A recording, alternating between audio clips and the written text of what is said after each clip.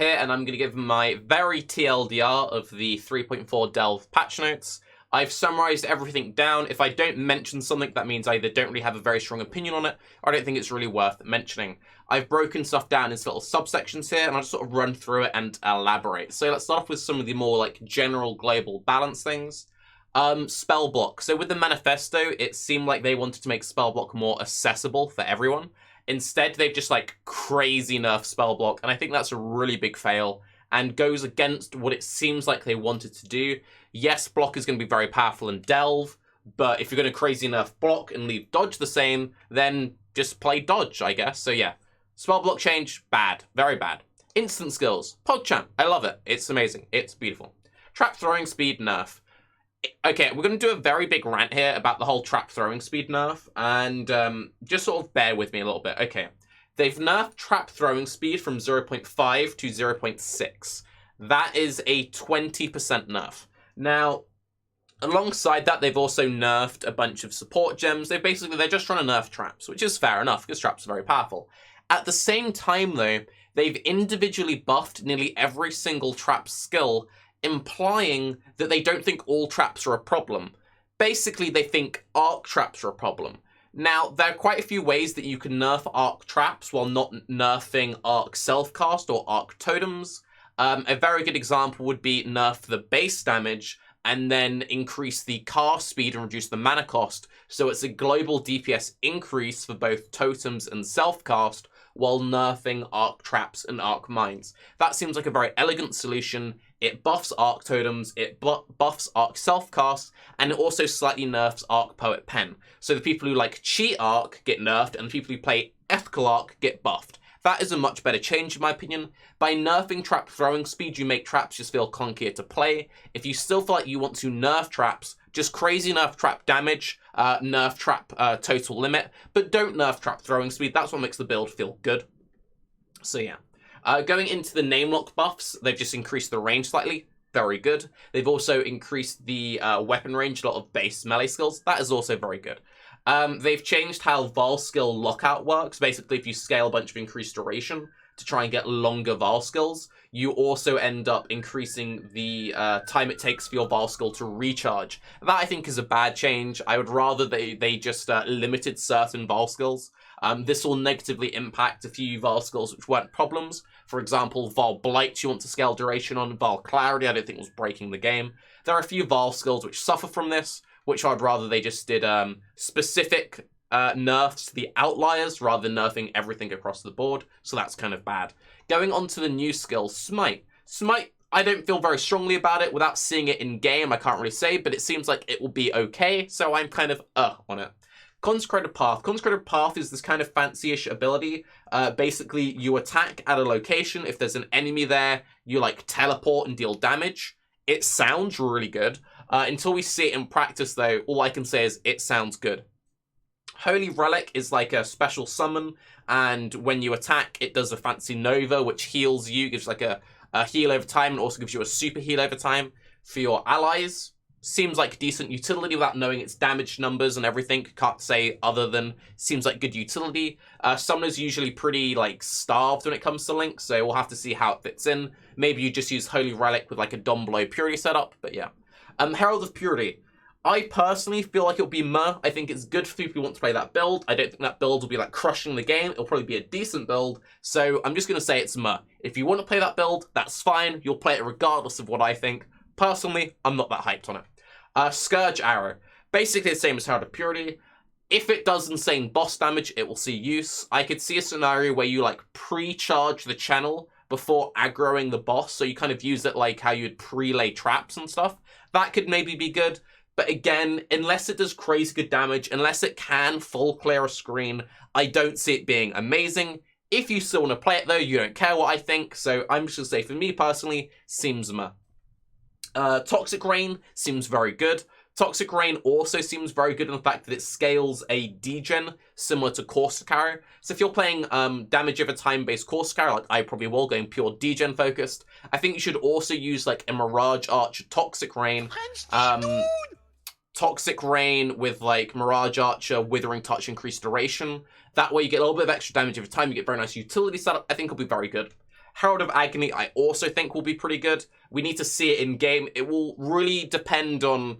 Herald of Agony might be very strong, but if the builds that use Herald of Agony aren't strong, then it won't be strong. So I think it will be good if the builds that support are good, if that makes sense. Baal Ancestral Warchief looks insanely OP. Ancestral Warchief is always a good build. So unless it's fucking awful, it will be good. Basically, you summon like a big totem which slams the ground and it like leaps to mobs. So if it has good AI or just okay AI, it will be amazing. Ancestral Warchief will also be a very good build for Delves. It's like I'd very much recommend as a league start. It's not a very fun mapping build, but I think this will be very good. Withering Touch, it's basically a wither support gem that you can apply to attacks. Looks very, very good. There have been some skill reworks. They've reworked Don Blow. I think it's better, but it's only going to be an okay-ish build at best. But if you want to play it, you don't care what I think. So yeah, personally, I'm not too excited, but if you want to play it, go for it. The new Static Strike sounds incredibly cool, but until we see it in game, we can't give more of an opinion than that. Basically, when you attack, you then get giant like laser beams or thunder beams, which like go near mobs, and you can attack a bunch of things. You gain more stacks. The more you move, the more damage it does. So it seems like a very mobile build. It sounds really, really cool. We just need to see how it like works in practice. The buffed Corsica. I gave a longer explanation yesterday. Personally, I was disappointed in the rework just because I want something a little bit more interesting. It's got a very good on hit effect. I don't know if that'll be stronger than like Tornado Shot, for example, but the damage over time got crazy buffed. The level 20 damage over time does the damage of previously a level 28. I will personally do a pure degen, not hit-based Corsica, and Rise also wants to do that. And yeah, I think that'll be very good. But again, damage over time, not hit-based. If you want to see a longer explanation of that, go watch my video from yesterday. I'll talk about the skill reveals. Getting into the skill balance, I've already done my little rant on the whole mine/trap buffs. It seems stupid to me to globally nerf trap throwing speed, trap damage through support gems, who then buff all the traps individually. Clearly, arc is the problem, not traps. Shield Charge got nerfed. I think it's a good change. It will still see use, but I think it's a good change. Flame Dash and Lightning Warp are both good changes. In my video yesterday, I talk in more length about how I would make a similar change to have the same effect, but have like better longevity of the skills. If you want to see that, watch yesterday's video. TLDR, good change. I would implement it slightly differently though.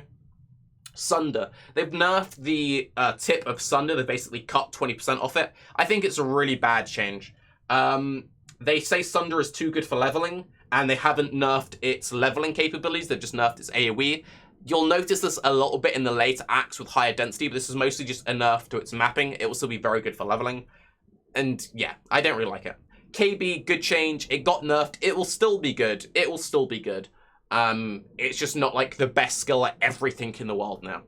And this is like probably the most hype one out of the skill reworks. You can now trigger Orb of Storms through castle and damage taken and like on mines and traps and totems. This is like insanely good. Having a castle and damage taken Orb of Storms is really good. It procs any overload. You could do like curse on hit setups. It's really, really good. Big buff for like Scorching Ray and Righteous Fire builds. Really nice having castle and damage taken Orb of Storms. Warcries got buffed. We now have some new nodes on the passive skill tree. These three nodes here give Warcry duration, Warcry recovery speed, and then instant Warcries. Really nice cluster. It's a bit awkward, the fact it's on this path, not this path. If you could get it here while routing to Marauder, I would get it on like every fucking build. I think instant Abyssal Cry would be very strong.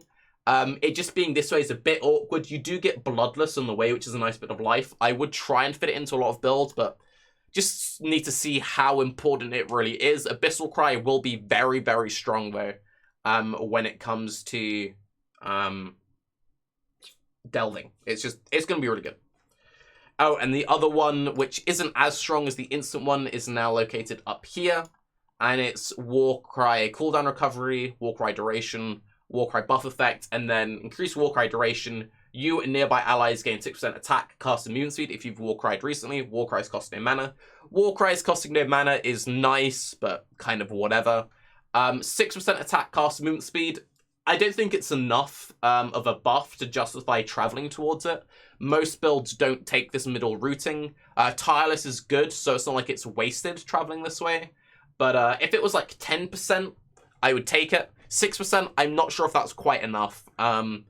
If you're near it, grab it. But yeah, it's not like insanely overpowered. I think this one is a lot stronger. So, going down into just general passive skill tree changes, since we're looking at the passive skill tree, they've changed, like, all of these nodes now have chaos damage with attack skills added onto them. Same with all of these bow nodes, damage of time with bow skills. Because they've made it with bow skills, you won't be able to use it to scale stuff like Scorching Ray, but they're still very powerful, very, very strong. And in the background, I'm looking over just like an example, damage over time Caustic Arrow tree. There's a few different ways you could route it. This is just one I came up with kind of quickly. But yeah, all of these poison nodes are now very strong. Alongside that, they've reworked the Witch Start slightly. So these nodes now have 4% cast speed up from 3. This is 5% cast speed up from 4. There are now some minion nodes linked in here, and some minion life and ES on these first ones. And then up from Deep Wisdom, they've added these mana nodes. These mana nodes are very strong. Again, personally, I'd rather they were still connected this way. I explained it in a previous video, but they are good. And for 2 points, you would take Arcane Will on a Might of a Mana build. Getting the flat mana regen per second is very strong. And these mini nodes are also very strong with the flat mana and percent mana. So those are good. They've completely reworked Templar Start. It looks a bit ugly, but it's very, very strong. They've changed the starting nodes to be just increased damage. They've linked everything up, meaning that from the outside of the tree, you can link into Righteous Decree and Amplify. Coming through here, you can see they've changed Light of Divinity. It now has spell damage, cast speed, and crit chance added to it. They've added some physical damage onto Holy Dominion. And Divine Favor has now just like been changed to have a little bit of extra crit chance and pen on there. And then they've reworked these minion nodes over here. Again, if you want to see them in crazy detail, they're in the patch notes, and Path of Building can be updated to look at everything. But yeah, this change I really like. The Warcry changes, this one I like, this one not so much. Witch Start is better. I would have done it slightly differently, but it's still an improvement overall. So can't complain too much. They've mostly done a pretty good job there. Now, going into some of the more specific examples going on here. For item balance, again, spell block has been fucked. Previously, uniques, which would give like 20, 30, 40% of your block converted into spell block, now give like 3% flat spell block. Yeah, they said they wanted to make spell more accessible. They've kind of done the opposite of that. I really dislike it. They've nerfed Shimmeron. Shimmeron will still be good, but also Void Battery is very similar to Shimmeron. Void Battery will be a good one to look at. Hope Shredder has been buffed, and the Ellie hit jewels have been nerfed. Ellie hits lost roughly a third of its damage, which is still a lot of fucking damage, so it'll still be very good. It's just not as good as it previously was. They've added this new thing where if you're playing in groups, if you have a very high level character and someone at like level 1, there's some like downscaling. Anyone who plays World of Warcraft know how you scale the world. There's basically that for group play. Very cool, very nice change. They've done some changes to how the Atlas work. They are very, very cool. If you want the full information, ask Car for a TLDR. Seems good. There's also some very juicy new Zana mods. The new Zana mods are very interesting. Basically, you can put in a copy of a map, and then you get like a higher tier version of the map. Or you can put a map in and get another map within the same tier. New Zana mods are very interesting and a crazy buff for SSF. And once again, ask Carve for a TLDR. And then finally, there has been some very substantial PvP balance changes, which we all really care about. Ask Project PT for a TLDR. But yes, that is the Tarke shortened patch notes. Overall, there are some cool things in the patch notes. I was a bit disappointed. I was expecting some more skill reworks or just raw skill buffs. Was really holding out for some like Ice Nova, Shock Nova buffs. They reworked the Ice Nova visual, so that kind of like debated me a little bit. I'd have also liked to have seen some more buffs, or just some like, you know, base-ish skills, cleave, stuff like that. So overall, I'm still very excited for Delve. There are some very interesting things in there. Would I liked a bit more? Yes, but I guess I can't complain because Delve is still looking absolutely amazing. But yes, I'm Tarke. Have a good day, and if you think I've missed anything, let me know. Bye-bye.